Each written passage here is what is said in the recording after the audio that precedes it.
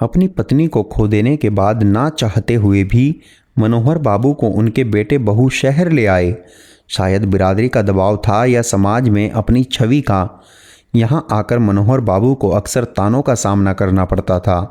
क्या पापा जी, आप ठीक से खाना भी नहीं खा सकते?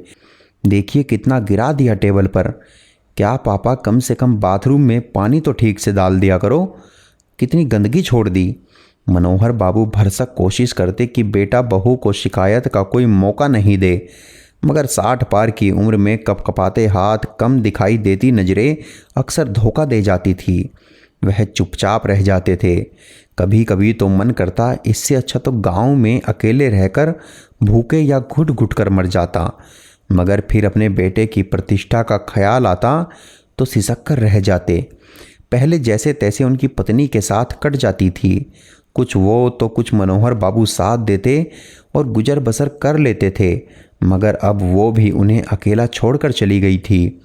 यहाँ रुकने की एक और वजह भी थी, उनका पोता। वो कहते हैं ना, मूल से ब्याज ज़्यादा प्यारी लगती है, तो बस उन्हें अपने पोते से प्यार और उसके साथ सुबह शाम पार्क में समय व्यतीत करना अच्छा लगता था। आज भी सुबह सुबह बहू ने जोरदार लताड़ लगाई थी। नाश्ते पर बेचारे ठीक से नाश्ता भी नहीं कर पाए थे।